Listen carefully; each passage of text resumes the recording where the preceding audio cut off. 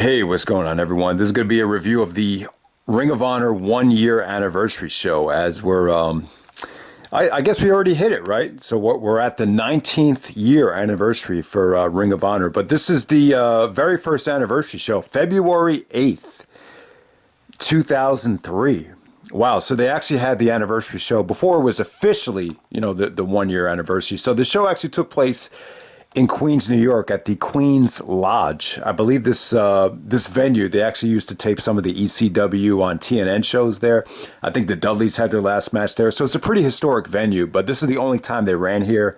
Very controversial show. The show is actually 4 hours long. God, this was a long show. A lot of it had to do with the, there was actually a riot on the show. And they also went back and they showed some of the, clips from the first year, all these, great moments with Eddie Guerrero, Paul London, all the great matches and moments. So that's another reason why the show is that long. But yeah, man, this is a mixed bag right here, but there's definitely some great stuff on it. I definitely think you can argue this, having the Ring of Honor match of the year for 2003. So let's get right down to it. All right, the first match of the night, we had Easy Money, who was actually, I believe he was on the last ECW pay-per-view. Easy Money, Chad Collyer, Colt Cabana, and Michael Shane. This is a four-way match to start off the show. All right, so I thought this got off to a slow start. A match like this, it's really tough to make work. And but as the match progressed, I thought Cabana showed a lot of charisma. Michael Shane, who's actually Matt Bentley, he looked pretty athletic in this match. The fans are really behind Easy Money because he's a former ECW guy. Like I said, man, this is still part of the whole ECW hangover. You have Robbie Feinstein, the RF Video guy, still own the company. Raven just came in, and you had C.W. Anderson on the show. So there's still, especially in early 2003, there's still a huge ECW hangover. Not a great way to start off the show. Next up, you have Hotstuff Hernandez. You guys remember him from LAX. Hernandez, Don Juan, and Fast Eddie. Those guys from the Texas Wrestling Academy taking on the Carnage Crew. I'll just say this about the match. Hernandez was great here. He showed a lot of power moves. I thought he looked like a beast. Tons of great suplexes from him. He really stole the show. The Carnage Crew actually won this thing with a high spot off the top rope. But yeah, it's funny. Hernandez, made a name for himself on this show. And then you have Homicide a couple matches later, really, one of the most controversial matches ever in Ring of Honor. And little did we know that these two guys would be teaming up as LAX down the road. So that's the interesting thing about that match. All you need to know is Hernandez looked like a beast there. All right, next up we have, for the first time, brother versus brother. We have Mark Briscoe taking on Jay Briscoe. All right, so this is a weird matchup right here. This isn't the first Briscoe versus Briscoe match. That actually happened at Honor Invades Boston. The reason it happened in Boston was because Mark wasn't eligible to wrestle in the state of Pennsylvania, so they actually had to do it in Boston. I think he had to be officially 18. So now Mark is officially, I think he's officially 18 at this point. But the storyline was that Mark was a little bit jealous of Jay at first. But for whatever reason, they dropped the storyline here. Mark's friend actually passed away in a car accident, a guy that he used to play football with. So he dedicated the match to his friend. So he kind of, I think he went away from any storyline, stuff in this match, and they just wanted to dedicate the match to, Mark's friend. Or I'm assuming that, Jay knew him as well. I think they all played football together. But they really emphasized that it was Mark's best friend that died in the car accident. So, yeah, Mark Briscoe versus Jay Briscoe. I've said this before about, the Briscoe versus Briscoe's matches. They all delivered. Even the match at Best in the World 2013, when they, weren't as athletic, and they, that's when they had a lot of the injuries that really hampered their style. All their matches are great. I've said it time and time again, whether it's Brett versus Owen or, Jay versus Mark, there's a certain level of comfort that you have working with your brother. That's not there. There are occasions when two guys are like strangers, like Angle and Michaels, but the match is so hyped that it forces them to communicate and really, work hard before the match. But, brother versus brother matches, you just see it in this match. It's just such a level of comfort, like that you just feel like, comfortable just doing anything. So just tons of ace crushers, tons of great high spots, a series of just devastating J drillers from Jay here. Very stiff action, very, very athletic. I thought this, considering both guys aren't even 20 years old yet, I thought it held up very well. One of the best matches on the show. And if you haven't seen their match from Honor Invades Boston, that was like surprisingly just really good. So I would definitely say their best match was that fifth year festival finale. But these two early matches are better than you would anticipate. All right, so the next match, you have Steve Corino actually taking on Homicide here.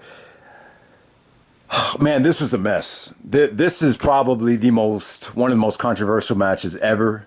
So, and to be honest with you, man, like this is really before the whole Steve Corino Homicide feud really got going. You guys might remember at Glory by Honor, Homicide actually super kicked Corino after Corino got hit with a forearm from Homicide. So that started the feud. Then there was a segment backstage where I think Homicide just came up to Corino and stabbed him with a fork. So the feud had gotten really personal at this time. Steve Corino, put together a group with Samoa Joe, Matt Bentley, C.W. Anderson. You had Simply Luscious out there. So we had a really stacked stable with him, as they were going to, embroil up against the Prophecy later on that year. But yeah, the Corino really took the life out of Homicide here. The odds were just stacked against Homicide. The match really wasn't indicative of anything that they can do from an explosive and violent standpoint.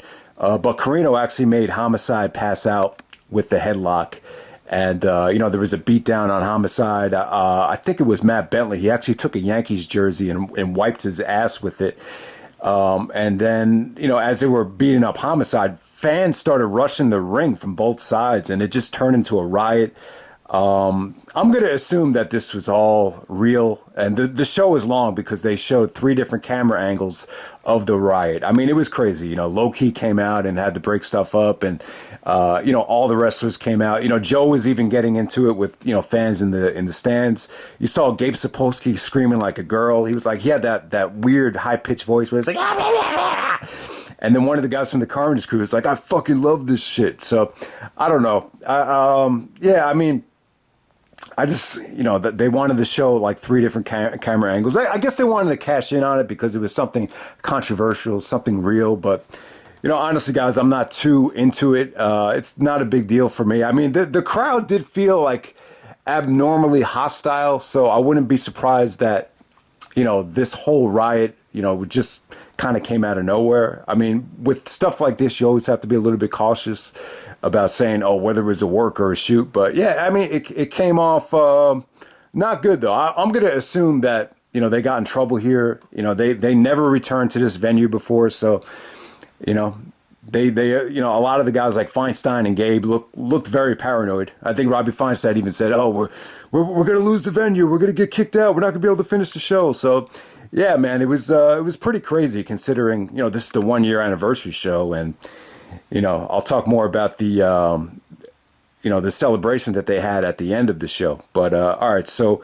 you had the Outcast Killers taking on Dunn and Marcos. So C.W. Anderson comes out, beats the crap out of them. That leads to CM Punk coming out and challenging C.W. Anderson. And I'll tell you, man, Punk on this show, at the time, it really felt like he's just trying to make a name for himself. He's still really trying to prove himself. And C.W. Anderson had this kind of negative attitude, like he didn't really, like his heart really wasn't in putting over the younger guy.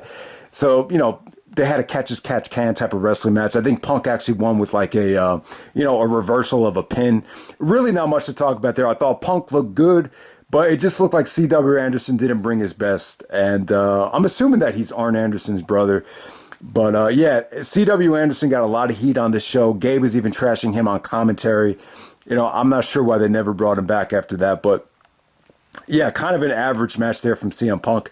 This is the first time Punk ever touched on the whole Raven thing, but it was after the show was over. So at this time, Punk and Cabana, they're really like, they're still like traveling together. They're still sleeping in the hotels together. They're still really, trying to make a name for themselves still at this point in, February 2003. All right, next up you had the American Dragon, Bryan Danielson. taking on Samoa Joe. And yeah, man, I'll tell you what, this was definitely an awesome match. I wouldn't quite say it was great.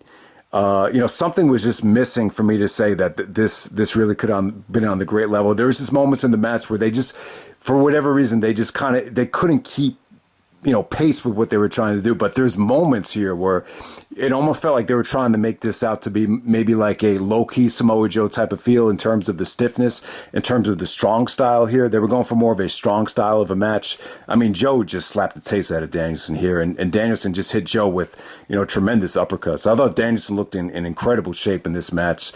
So, yeah, I mean, just definitely good stuff. I'm not going to say this is one of their better matches. It was kept extremely short compared to, the 60-minute draw or even the Midnight Express reunion. If you want to see the best Danielson-Joe match, I would definitely say check out the Midnight Express reunion. But these first two matches from 2003, they're not bad. I think they actually had a match at Revenge of the Prophecy, which actually was the first show of 2003. But yeah, good stuff there. Danielson actually pins Joe here. To my recollection, I think this is one of the few times Joe actually got pinned by Danielson. It might be the only time. So it's very, that's a very rare thing to do, to pin Samoa Joe. But great match there. All right, so next up we have the match of the night, arguably one of the best matches of the year. Got Paul London, Low-Ki, AJ Styles. This is a triple threat rules. First guy to get the pinfall wins, and we go on to face Xavier later on in the show. I'll tell you, man, this match is awesome. I would actually say this. I think you can argue it as being better than the Honor of Era Begins triple threat. And they kind of went with tradition there because, the first show you had, Bryan Danielson, Christopher Daniels, and Low-Ki in a three-way match. So I like the fact that they kept tradition here. And the winner of the match would actually face Xavier for the ROH title. And yeah, it was great. I think you could definitely argue this as, being, from an athleticism standpoint, I thought it actually topped the Honor of Era Begins match. I just thought, this really kind of gave me vibes of the Unbreakable three-way. The creativity, the athleticism, the stiffness, the sequences here. I mean, Low-Ki was just awesome. Low-Ki busted out a ton of variations of the Dragon Sleeper. So I thought that was cool. AJ did some beautiful, inverted DDTs off the top rope. I mean, just did some crazy stuff. And I'll tell you, London, this show really sold me on London. I'll tell you what, London probably would have been the Ring of Honor MVP in 2003 had he wrestled the whole year. His last match was in July.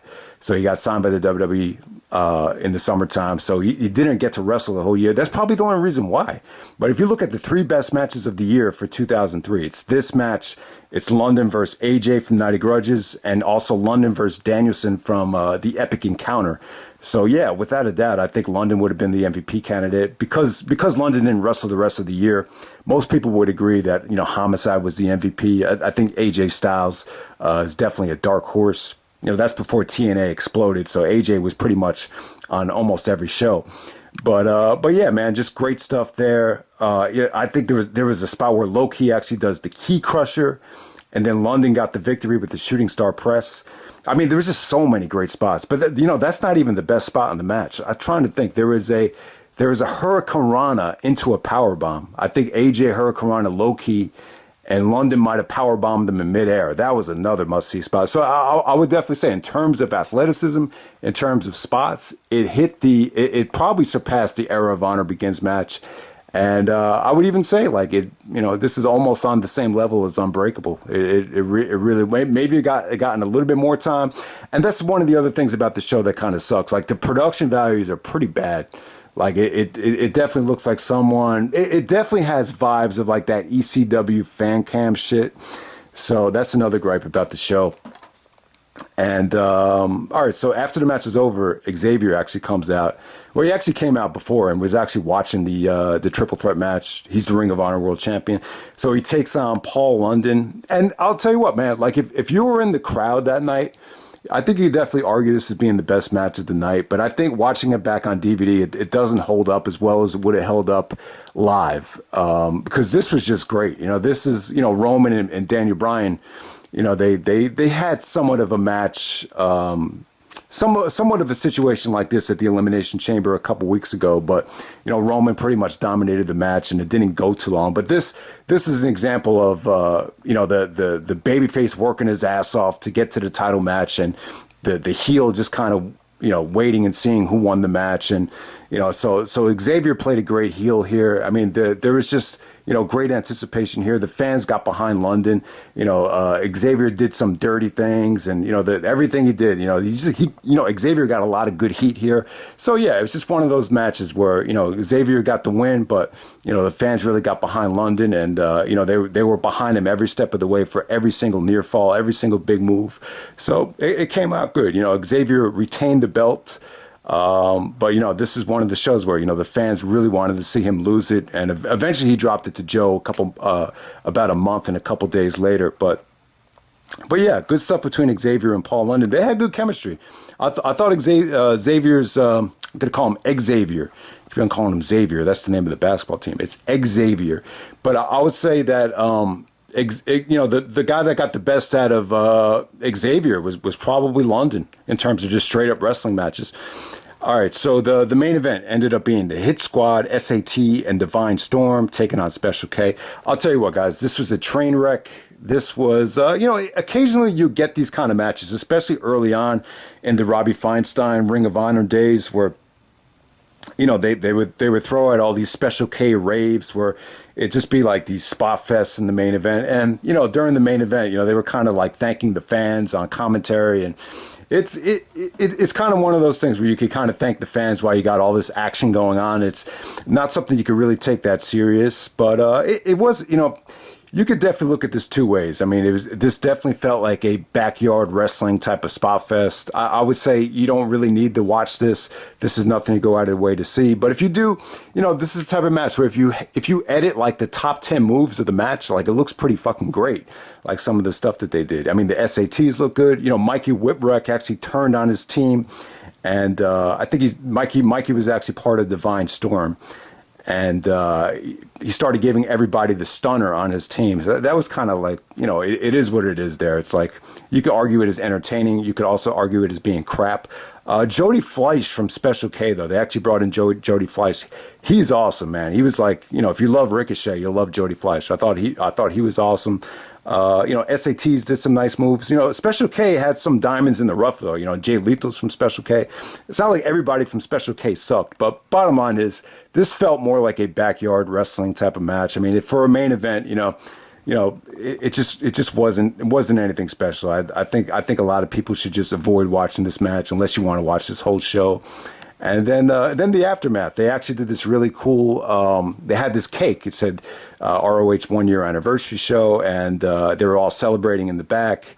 And I think it was Danielson, Low Key, and Paul London, a couple other guys. Dan Moff. They actually take the cake and they throw it into Robbie Feinstein's face. So that was pretty funny. And then Low Key goes like, "I bet you that's some pretty damn good cake." So it was cool to see them all enjoying it. I think someone even cut a line and saying, "Oh man, none of my checks bounced this whole year." It's like, let's celebrate. So yeah, but I'll tell you what though, it's even hard. It's hard watching anything Robbie Feinstein related, looking back on it. But yeah, that was cool. And then there was some really good promos to end this show out. There was a great CM Punk and Colt Cabana promo on Raven. There was a great Raven promo. Raven really kind of gave me Brian Pillman vibes in that promo. Christopher Daniels cut a great Christopher Daniels was not on this show, but he mailed in a promo on Steve Corino, which I thought came off really well. So there was a great celebration with Robbie Feinstein and the cake. I thought that was cool because you got to see a lot of the locker room celebrating for real. I thought that was really cool, and some really good promos to close out the show. But yeah, if you haven't seen the show, I would just check out Jay Briscoe versus Mark Briscoe. The Riot stuff, the Riot stuff is not that big of a deal. I mean, it's very taboo to see a real Riot breakout in a wrestling show, but I don't give a fuck about the Riot. Jay versus Mark, Danielson versus Joe was pretty awesome. I wouldn't say it was great, but it was cool for the amount of time that it went. And that triple threat match with London, Low Key, and AJ, and the title match with Xavier, those are the highlights of the show. So there's some great stuff on this show. For 4 hours though, wouldn't recommend sitting through the whole thing, but if you could get down to the nitty gritty, there's some really good stuff. That's a 1 year anniversary show for Ring of Honor. Yeah, I might do a couple of other anniversary shows. It's going to be a busy month, though. I want to get some WrestleMania stuff in there. But, you know, the reason I went heavy on the Glory by Honor stuff was because I just kind of, you know, I've always felt like Glory by Honor was the biggest show, but I was just kind of baffled at, you know, how little, you know, classic Glory by Honors there were, or how little reviews I had up on the event as a whole. So I wanted to go back in time and really evaluate the history of Glory by Honor. But, you know, anniversary show, I might do a couple of them, maybe 1 or 2 or 3, but we'll see. And that's pretty much it, guys. Hope you enjoyed the video, 1 year anniversary, and I'm out. All right.